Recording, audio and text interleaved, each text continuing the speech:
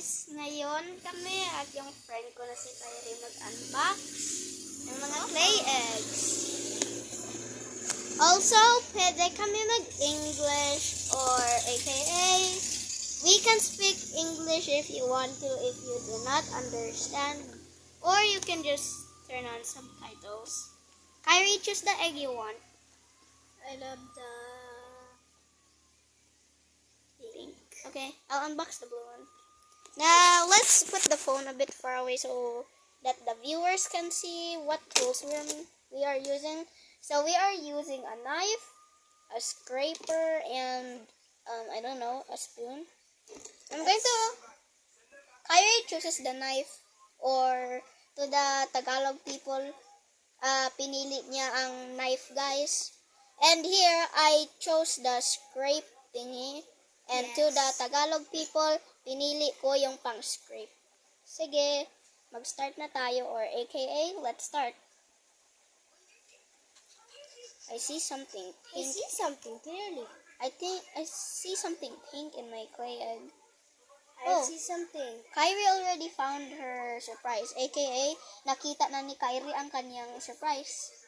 Oh, it's slime. It's slime. And to the Tagalog people, nakakuha si Kyrie ng slime. Ako kaya, ano kaya ang makuha ko? At to the English people, what can I get? Like, it's color pink. It has like these two squares. Let me see. Yeah, no, that would be fun. So also we the others that the tool fell down. So Yeah. I know also that I really love slime so much.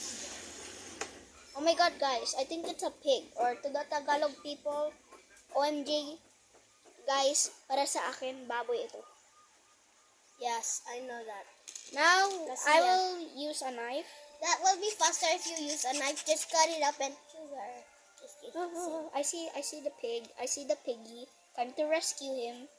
Or her. I don't know what's the gender of the pig.